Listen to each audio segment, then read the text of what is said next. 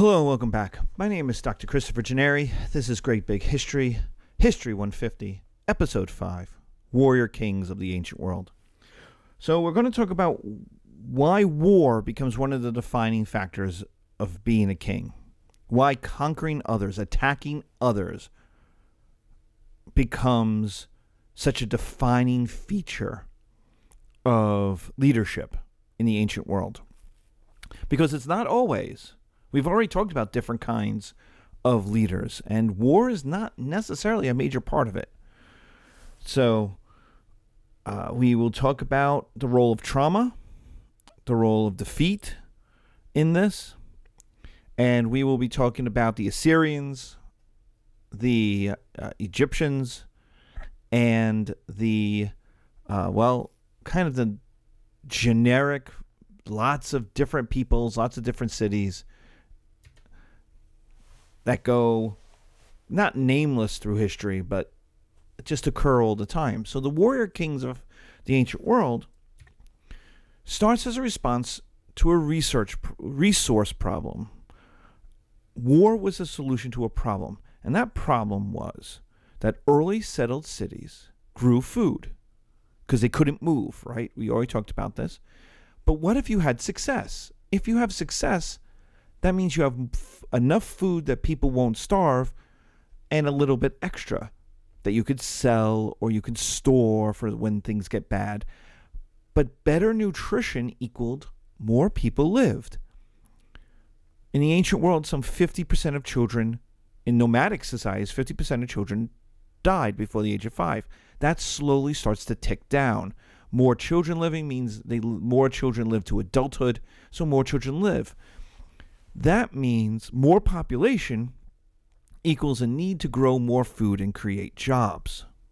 So what do we have? If you're looking at the video, we have a river. That's our blue line. We have a blue line that goes straight across on the bottom of our page. And then we have two circles, two black circles, and those represent cities. One on the left side of the page, one on the right side of the page. They're both on the river because they have to be. And this kind of represents Mesopotamia or pre-Old Kingdom Egypt or, early settled China. Wherever you have river valley civilizations, this is kind of the story of what happens. So you have cities that are kind of far apart, not very far, but, a couple miles down the river, right? If you ever go traveling through like the Midwest or through the rural Northeast, you see this on the highways, right? You have a town and it has an exit, and then there's fields and there's farms and there's really no settlement. There's people and there's stuff, but there's really no settlement for a couple of miles, and then there's another town. So, and then there's another exit. So you get off, you go to the town, and there's another town. And so they're separated by a few miles, these population centers. So what we have is our two black circles, one on the left, one on the right, separated by white space between them. Both have walls, which is a yellow circle around our black city. So we have a black city circle surrounded by a yellow outline. That yellow outline represents our walls. And then surrounding the yellow outline is a green box. And that green box represents our fields, our farms. What happens with more population is we need more food. More food requires more land. We don't have the technology, we don't have the automation to get a tremendous amount more out of the land than we currently could in 5,000 or 3,000 or 2,000 or 1,000 BC. Egypt is a bit of an exception because of the Nile and what happens in the Nile. That's why pharaohs are going to be very different from, say, warrior kings, or at least Old Kingdom and Middle Kingdom pharaohs are going to be very different than our warrior kings we're going to talk about. But other than that, for regular people, you need water, and the food, you can grow X amount per acre, and that's about what you get. So if you have more people, you need more land. So as the population expands, these cities begin to occupy more land to grow more food. It makes total sense. But you will notice that our green boxes are slowly expanding out and getting closer to each other. The green box that's feeding the left circle is getting closer to the green box that's feeding the right circle. And then what happens is, as time goes on, these two cities come into conflict. They come into conflict with their neighbors who need the same land, because you need to feed your people. So you need the land to feed your people who are living in this bigger city. As the city goes from 1,000 to 5,000 to 25,000, you need more land to feed them because they're not farmers. They're working in the city. And so now you have a zone, and that zone is the conflict zone. That is the zone that both cities need. If they do not get it, they will not have enough food to feed their people. And so now you've come into conflict. All right. So that conflict is the need to take over that land permanently. That conflict zone is the land both sides need. But here's the thing. Everybody knows that in a few years, in a decade, there's going to be another conflict zone that's going to be closer to one of the cities. That whoever takes the conflict zone now, that's right now in the middle, whoever takes that is going to move a bit. If the yellow circle on the right moves closer to the left, they're going to keep moving closer to the left, closer and closer to the other city. So how do you take over this land permanently? Well, you need to organize, feed, equip thousands of soldiers, thousands of people to invade this foreign land. Why? Because they're going to do the same. Because this is so important. It's not going to be left to like 15 guys. They're going to need masses of people. So we're talking thousands of people. And now you're going to have to win a battle. Now you're going to have to win a fight. Because the other leaders are going to do the same thing. They need the land. They are not going to let you bring your army, your soldiers onto their land. So they're going to meet you in that conflict zone. And so you're going to have to fight. But there's limited ability to command. There really isn't the communication network, much less the training. Remember, these soldiers at best are professional mercenaries, right, who are fighting for money, or at worst, they're farmers. Now, the professional mercenaries are trained to fight, but not necessarily trained to fight together or under the leadership of somebody. They're mercenaries. They'll fight for whoever. So they're going to do what they know how to do. The farmers don't know how to fight. They're farmers. So at best, they're going to do the best that they can and like try to stab people with spears and stuff. The point is that you're not a general. You're a leader who cannot actually command the people who are looking at you for leadership. That when a battle commences, everyone is kind of on their own. So then what happens is the leader must lead by example. You're going to have to fight yourself. Kind of the best example of this in kind of the ancient world that we have is from the Iliad, is Homer's description of battles. Agamemnon, the king of the Greeks, is described as standing out. He's conspicuous in battle. You can see him. And he kills 15 Trojan warriors. So he can fight. He's a very good fighter. He leads by example. So these mercenaries who are fighting for pay are not going to fight if the guy who's paying them isn't doesn't have a good ability. Also, the farmers aren't going to fight if they can't see their leader. If their leader's a coward, they're going to run away too because they don't want to die. And so the early warrior kings are fighters, just like the nomadic chiefs have to be. You have to fight in a way others can see. Agamemnon is described as standing out, as conspicuous. The advantage of this is good leaders are clear to their followers. And success equals good. You win a battle, you're a good leader. The disadvantage of this, of course, is there's lots of risk of death and disaster.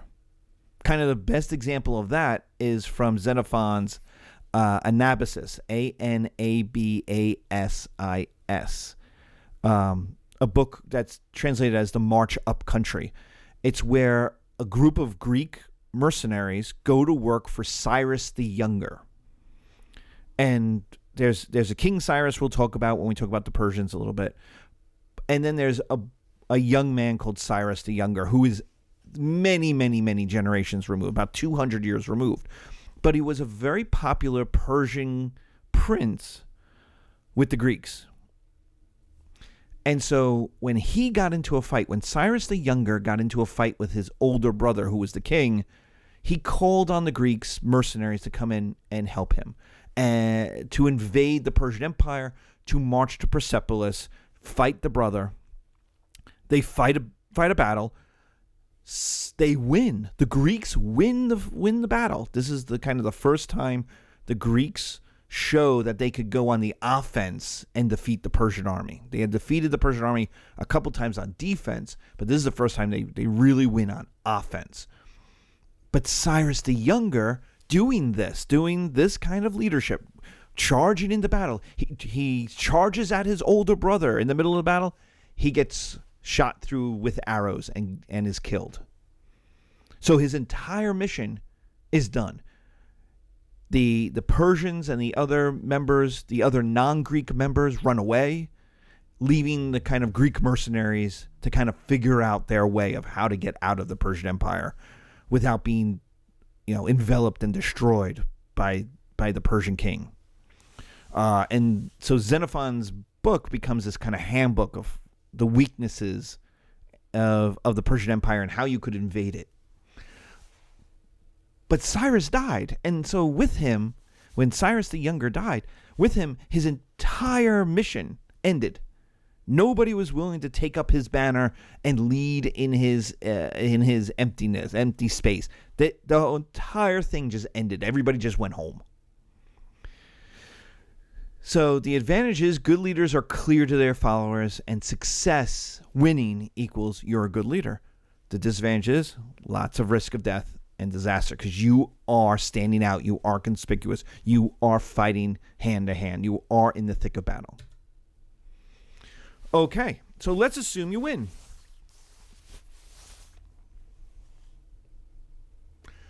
You now have to tear down those walls. So you have won your battle. You have taken over the conflict zone. You're just going to fight again. So why lose your advantage? So what happens is you now besiege the enemy city. You have to tear down those walls because otherwise it's just a matter of time before they need that. Remember, they still need that land too. So even if you take that conflict zone, that zone between the two of you, they're still going to want to fight for it. They're still going to need it later. They need it now. So they're going to regroup, rearm, and you're just going to have to fight them again. So why not press your advantage and end this war now? But that means you have to besiege the enemy city because the people are not going to want to fight. And remember, the city is designed to keep out nomads, men on horses. So it's got food in it. It's got supplies in it. It's got water in it. The river runs right by it. So there's undoubtedly a canal that allows fresh water in. And so this siege could go on for months, maybe years. Again, back to the Iliad. The Trojan War that the Greeks are fighting, they're besieging Troy for 10 years. 10 years. 10 years. Odysseus goes from a young man to a middle-aged man during the war. In the Odyssey, he becomes an old man. But what does this mean? If you're going to besiege an enemy city, that means you need logistics. You have to invent a system of supply. So now, the leader, the warrior king, has to now have another job. Not only is he a fighter, he's now a supply manager, a quartermaster. He needs to supply men with money, with food, with supplies, with weapons. Guys who leave, he's got to get new men to show up and enter the ranks and go and besiege the city. Now, in a siege, bravery is less important.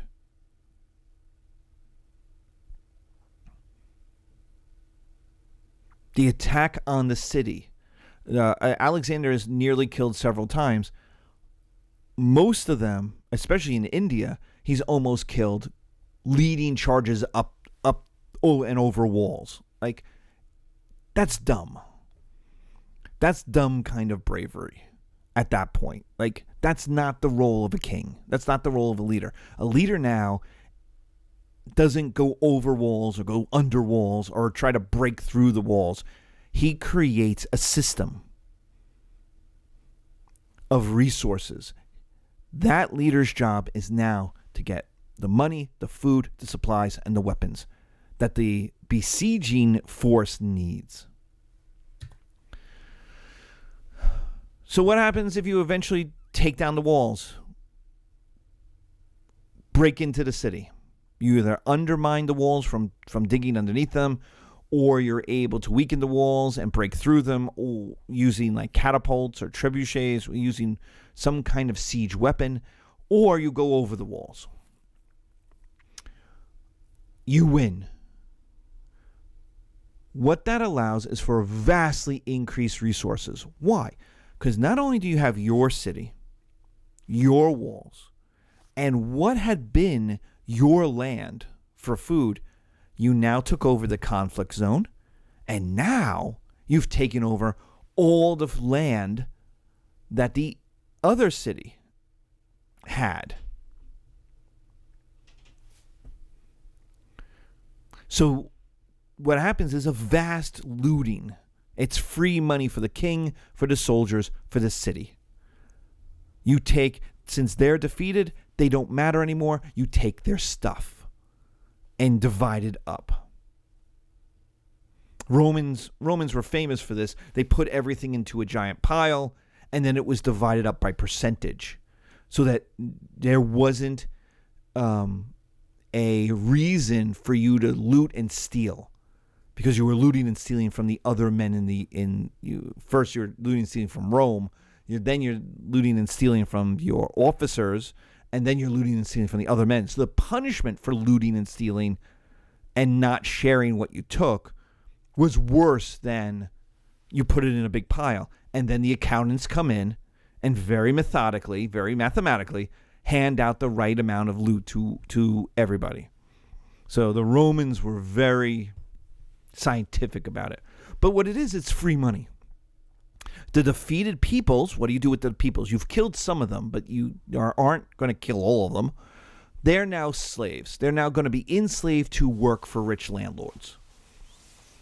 The rich are able to buy them or be given them, and they're going to work these larger plantations, these larger latifundia, these larger tens of thousands of acre farms.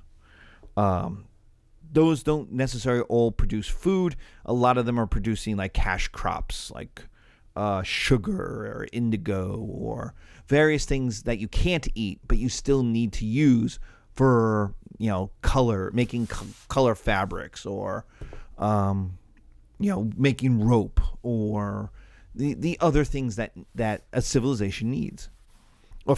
Or you just turn them into grassland and you have to feed your horses, right? So the defeated people become slaves. And so war creates slaves. War enslaves men and women and children.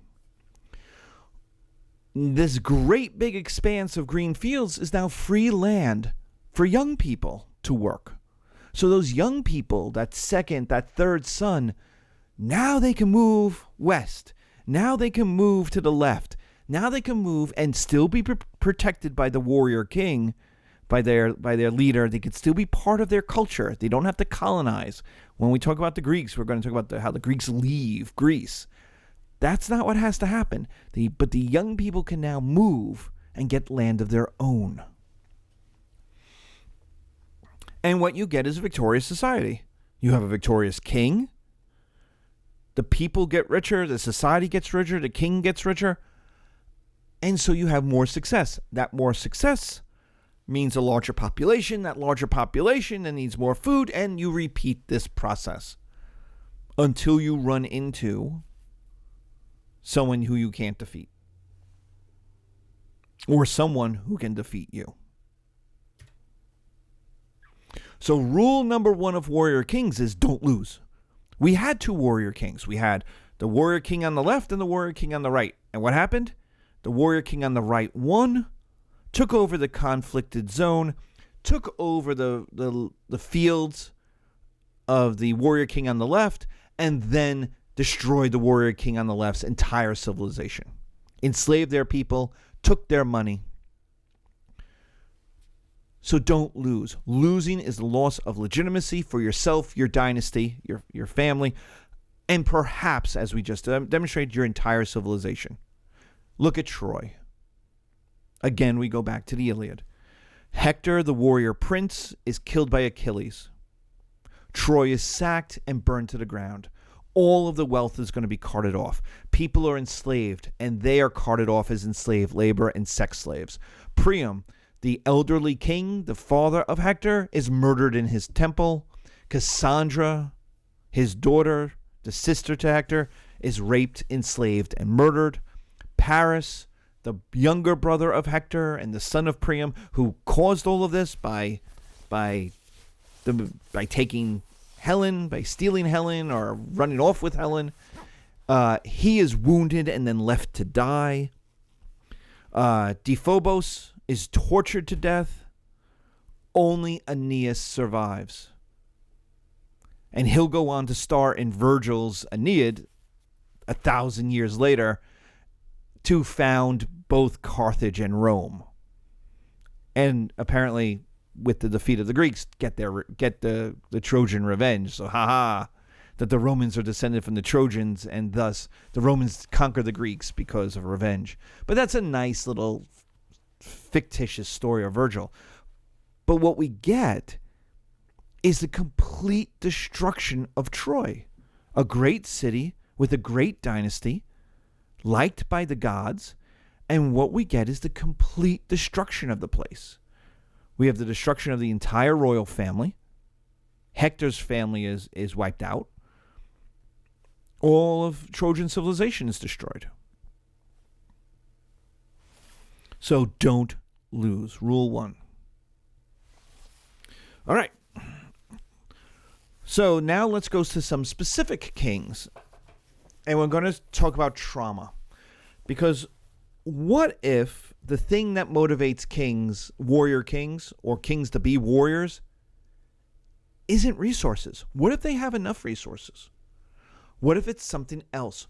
And what if it's demanded by the society? So the first warrior kings we're going to talk about in this kind of history is New Kingdom Egypt. This is about 1500 to 1000 BC. So before the Bronze Age collapse. The Middle Kingdom is invaded by the Hyksos, who are Mesopotamian pirates with chariots. They have the wheel, they have chariots, they have these long bows, they have horses. The Egyptians don't have any of that. And so they do what we just described. They invade, they somehow cross over the Sinai. They kill the Middle Kingdom pharaoh in battle. They destroy what little tiny conscripted army he could have put together, because the Middle Kingdom and the Old Kingdom of Egypt don't have armies because they were never invaded before.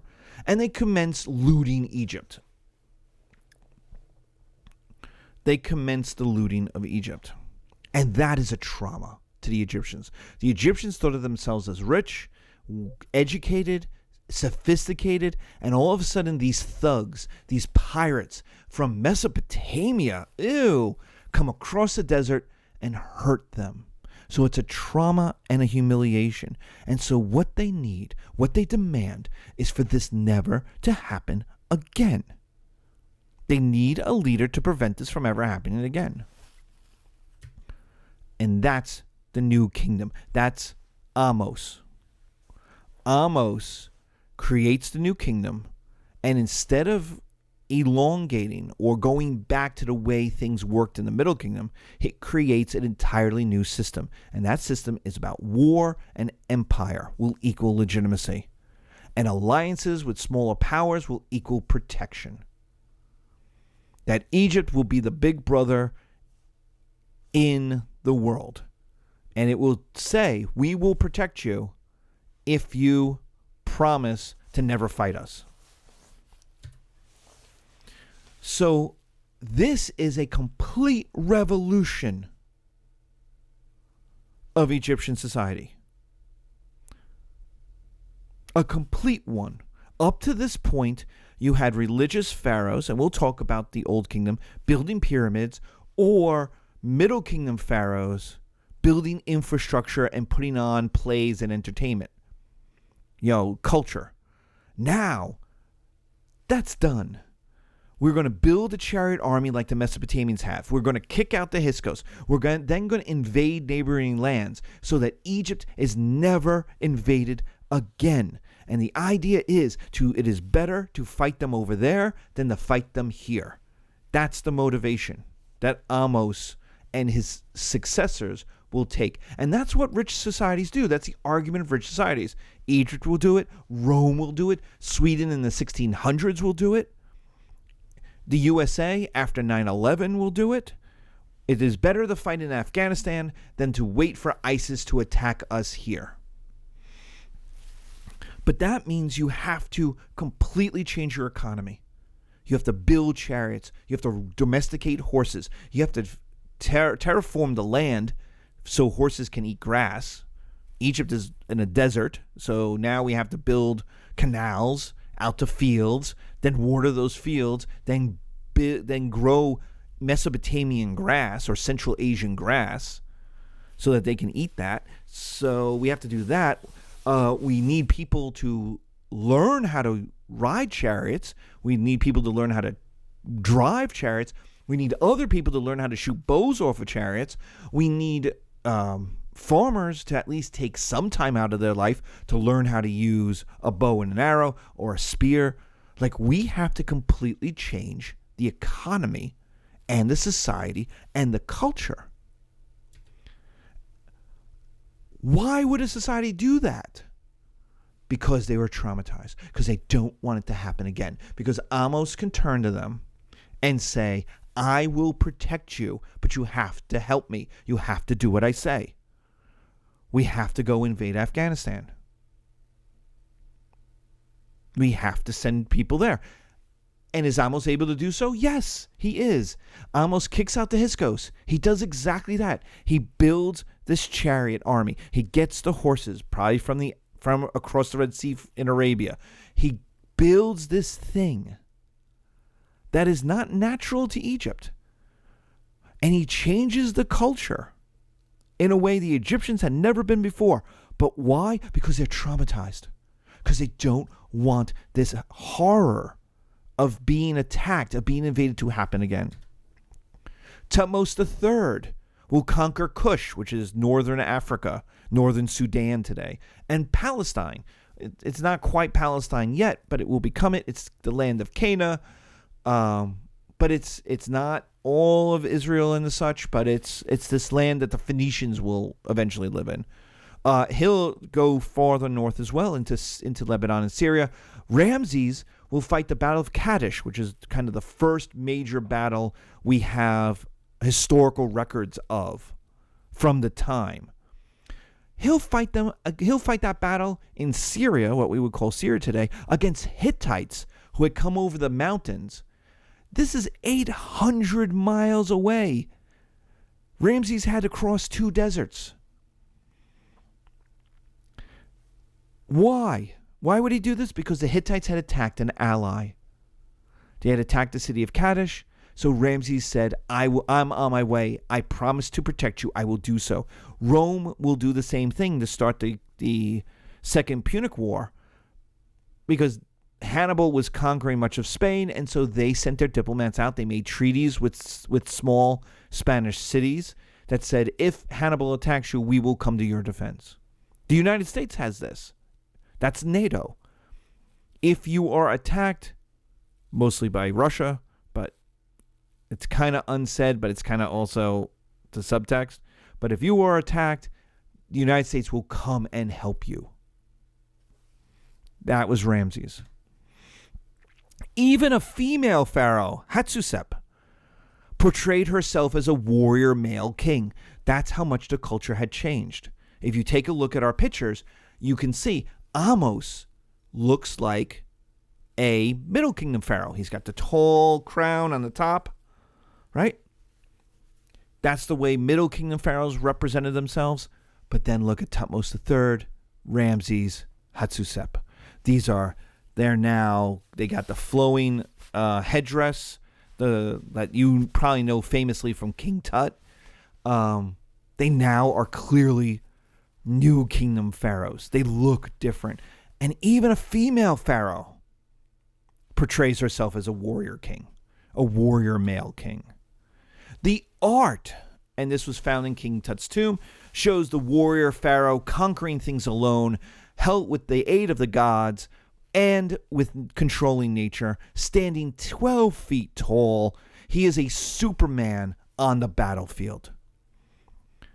This art is King Tut conquering Nubians in Africa. And you can see the only Egyptians in the scene are the guys who are giving him air conditioning, who are fanning him down so that he doesn't sweat too much. But he's got the ravens above him, that's the gods. He's got the animals, the cougars and the lions on his side, and he is winning the battle essentially by himself. That is how the art represents these pharaohs. So we have an entirely cultural change that now, because of the trauma, the job of the pharaoh is to protect Egypt. And they are going to protect Egypt by invading others, not wait to be invaded. So what kind of leadership do we see? Leadership is now the building, training, maintaining, paying, and supplying of an army. It's managerial work. Every day you are waking up and you're dealing with spreadsheets. 2, you will also have to provide inspiring leadership. So you need riz, you need charisma. People have to want to follow Ramses II to Kadesh.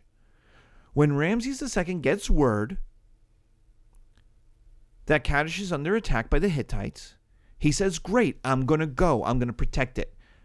Call out the army. The army comes and assembles, right? He has to then go out to them and say, I will be gone for a year. I have to march up 800 miles to Kadesh. I have to cross the Sinai Desert. I have to go through Cana. I have to go through Phoenicia. I have to go through Syria to get to Kadesh. It will take me 6 months to get there. And then I have to fight a battle against these people who I really don't know who they are, but they're the Hittites. They seem pretty tough. But I promised to defend Kadesh, so I'm going. Who's with me? And he needs tens of thousands of people, tens of thousands of men to say, I'm with you, Ramses. I will follow you. You go and I'm with you. Because he can't make them go. He can't force them to go. He can't have a police that polices the army. It doesn't work. If the men don't want to fight, if the men don't want to follow Ramses to Kadesh, there is no foreign policy. He can't make them. If he said, I am going to Kadesh, and the people said, where's that? And he put out a map and said, there, it's 800 miles away. It's going to take us 6 months to walk there. And the people said, and they went back to their fields. What can Ramses do? So you need charisma. You need the ability to inspire people to follow. You need an actual presence and fighting on the battlefield. You need athletic ability, as we saw with King Tut. Even though, yes, it's a fictional, he's 12 feet tall, he still has to shoot a bow. Ramses still has to fight on the battlefield. He still has to be a warrior as well as a king. And then you have to have the ability to support your faraway allies with full faith and credit. For them to be on your side, they have to believe that you and your sons and their sons will protect them if the Hittites ever come over the mountains. So that means that leaders are tied to promises. They are limited to in their behavior because they have to do things. If they do not, if Ramses said, you're too far away, who cares? Then the entire alliance structure breaks apart because now every ally starts to go, wait a minute, if he won't support Kadesh, will he support me? I'm in northern Phoenicia. I'm 600 miles away. If 800 miles away is too far, is 600 miles away too far? And so your word, your promise now matters. Now, notice how complicated being a leader is. You have to have a managerial ability. You have to work with your spreadsheets. You need to get the money. You need to tax the people. You need to then buy the contracting. You need to make the stuff, right? But then you have to inspire people to want to follow you. And then once you get to the battlefield, you have to actually be good at war. You have to be good at fighting. Now, Agamemnon is not as good as Achilles, but nobody expects him to be. He doesn't have to be the number one fighter, but he's got to be good enough. He's got to be a B plus fighter, and he can't get killed on the battlefield. If he gets killed on the battlefield, the entire thing ends anyway. And then he has to be trustworthy. You have to be able to believe what this leader is saying. Because if this leader is lying to you, or you think the leader is lying to you, then you're not going to follow them. You're not going to ally with them. You're not going to trust them. So when it works, as it does through much of the New Kingdom, it's led by an A-plus leader. It is impossible to defeat. Ramses gets in the Battle of Kadesh. He gets into it. There's a debate because the Hittites say, we trapped him. We lured him into a trap. Ha, ha, ha, ha. But let's assume they did. Ramses fights his way out of it. And the battle is a draw. Like that. So if the Hittites are right, that they led Ramses' army into a trap, then they lost. Ramses fought his way out of the trap, which shows you how good at war Ramses was. But this is very hard for normal people to live up to this standard. So yes, you have a Ramses II, even a Ramses III, but then there's a bunch of dudes named Doug, and you're like, who are they? Who cares? There are pharaohs who look and go, I don't want to go 800 miles away. It's very hard for normal people to live up to this standard because it requires time and ceaseless work, and you have to have good lieutenants. You need an eye for talent.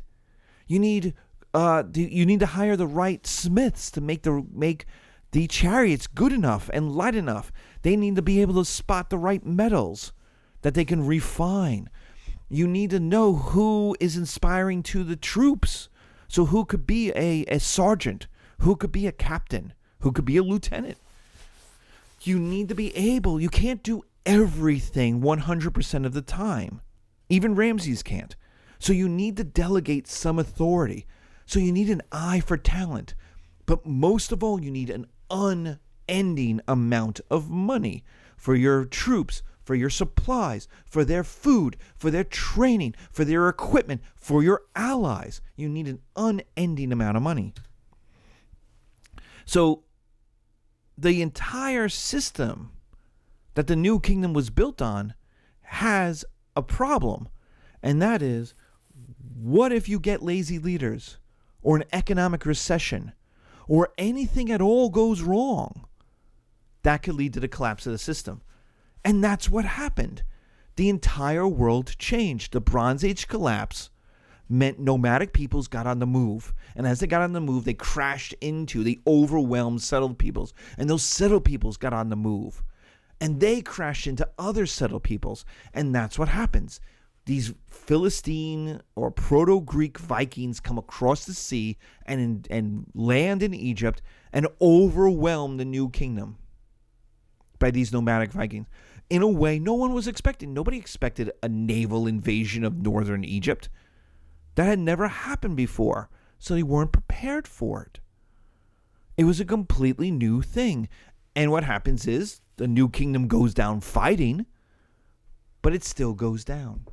And it needs a couple of generations before it really gets back. The new kingdom ends. And what happens is Egypt is taken over by a succession of other kingdoms, by Cush, an African dynasty, by the Greeks, by the Assyrians, by the Persians, and then the Greeks, then the Romans, and then finally the Arabs. Okay, what about Assyrian kings? They're after the Bronze Age collapse. They're our first people to talk about after the Bronze Age collapse. They are also responding to trauma and the citizens' demand. Weak kings during the Bronze Age collapse were unable to stop the constant invasions through the Assyrian lands. The Assyrians were north of Babylon. They're kind of in the middle of nowhere. But if you're a nomadic peoples or you're a settled people on the move looking for a new homeland, you head for Babylon.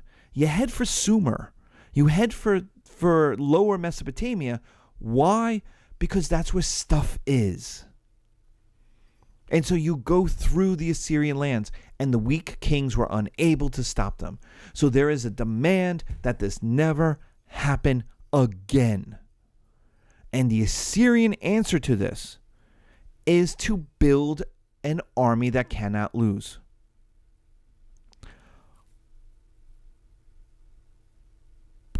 But how? How do you build an army that can't lose? And the answer is, you have to militarize your society. You have to go even further than the new kingdom. The new kingdom changed their society to incorporate war, that the pharaoh became a warrior king. Assyrian kings turn all people into soldiers, all men into soldiers. So you have to militarize your society. You have to change your definition of masculinity. The economy has to completely change to create a culture capable of creating an army that cannot lose. So what do we have? I mean, we have examples of this through history.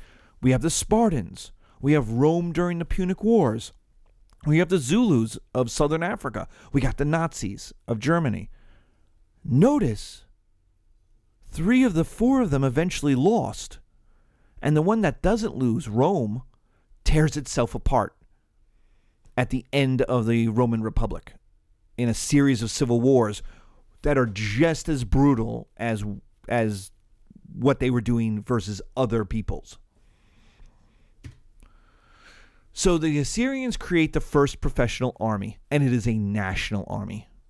Essentially, only Assyrians can be in it, and all men must serve.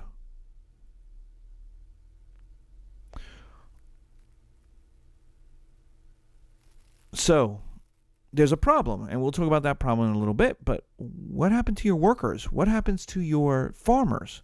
People need food, right? We talked about the pharaoh. The pharaoh has to train farmers. The pharaoh has to inspire farmers to follow him. That's not this. This is every man serves. All men must serve in the national army. That all men are warriors. And this creates advantages. And those advantages are, this is an army that can do things no other army can do. We see this in what we call in modern armies combined arms.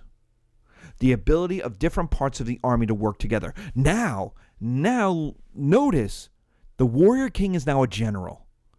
The warrior king has to be able to command troops on the battlefield, command different types of units in a battle, and have them work together efficiently, emphasizing their strengths and limiting their weaknesses.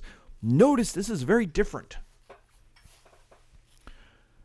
which means we need an ability on the battlefield for the warrior king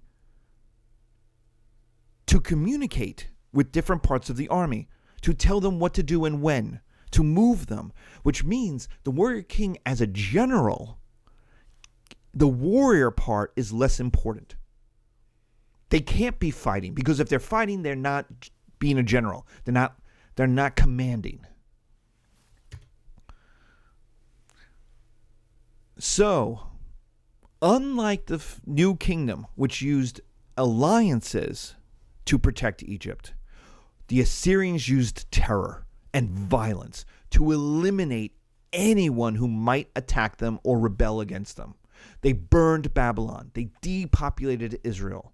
They enslaved those who they defeated to feed and enrich the Assyrians. So remember we talked about a minute ago the problem of who's going to do your farming? Other people. They're like the locusts in A Bug's Life. They make the ants feed them. And once they feed the Assyrians, then they could feed themselves. So protecting Assyria meant the mass destruction of everyone else. The complete obliteration of everybody else. The Romans do things similarly. We'll talk about them.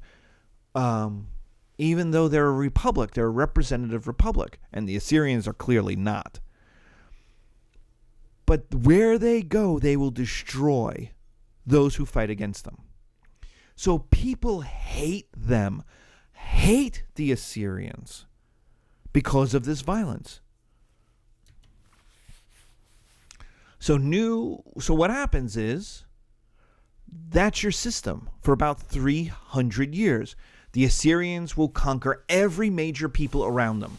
Babylon, Canaan, the Hebrews, Egypt. They'll even cross the Sinai Desert and invade Egypt.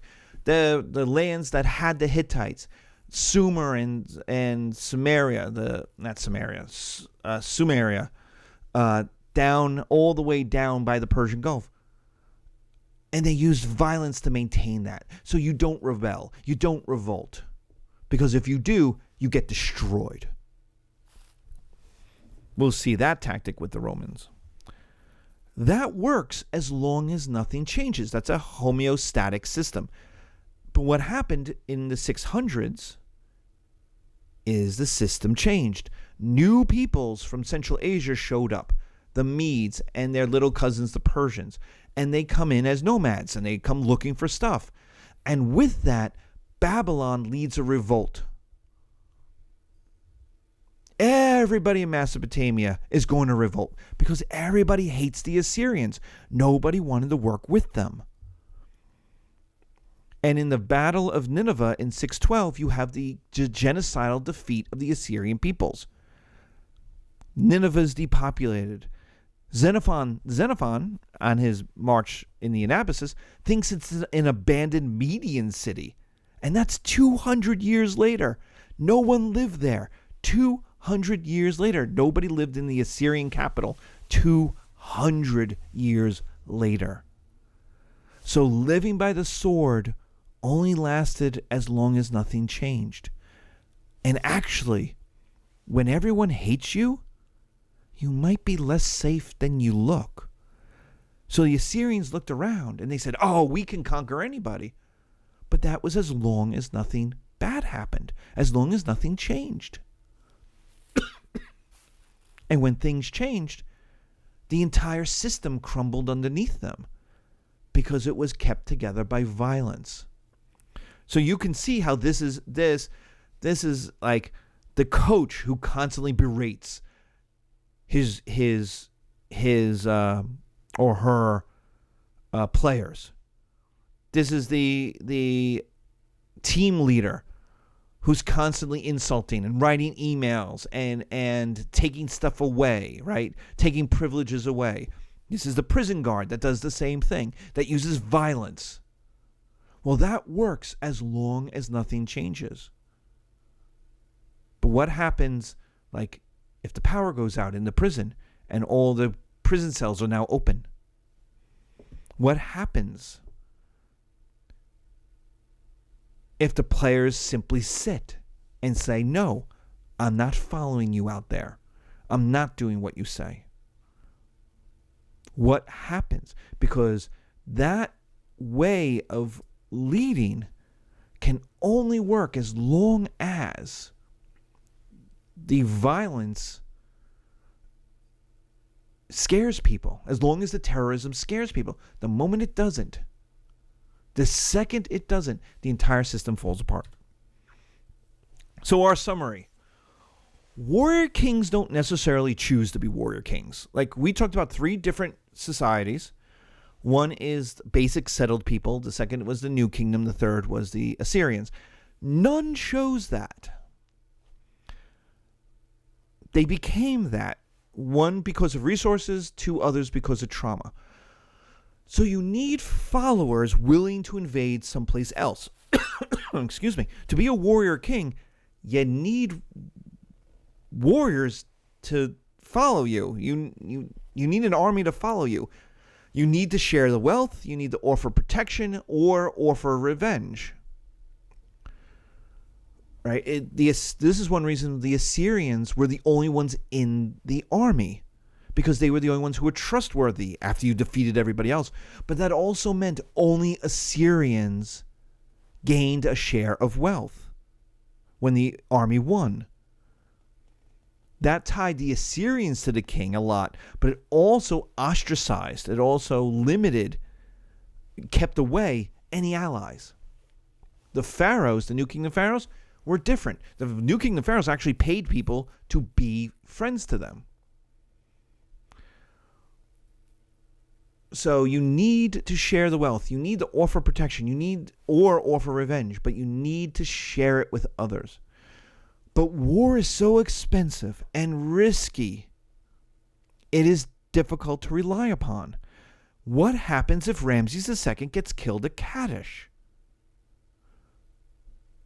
What happens if there's an economic recession that hurts your ability to collect taxes? What happens if you aren't the number one power anymore, or your people don't, as you saw with the United States in both Iraq and Afghanistan, just get tired of doing it? They don't want to go. By 2005, 2006 definitely, the United States Army could not recruit enough people into the army to send them to Iraq. People didn't want to go. So they had to up the recruitment. They had to lower their standards. They had to do things to get more people in, but they still, as long as they were fighting in Iraq and later fighting in Afghanistan, it was very difficult to get people to join. They didn't want to go to Iraq. And you couldn't blame them, because it was a guerrilla war. It was a social and religious war that had erupted with the American forces in the middle. The leadership was bad.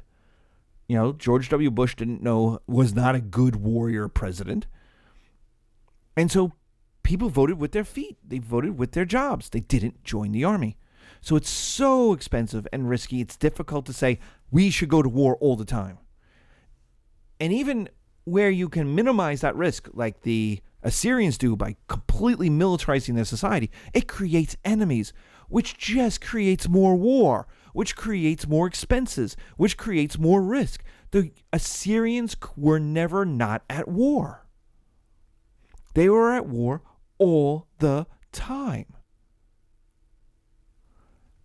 Then you also have to treat your allies, have to treat them well. They have to depend on you. So you can't ever be like, you can't be selfish.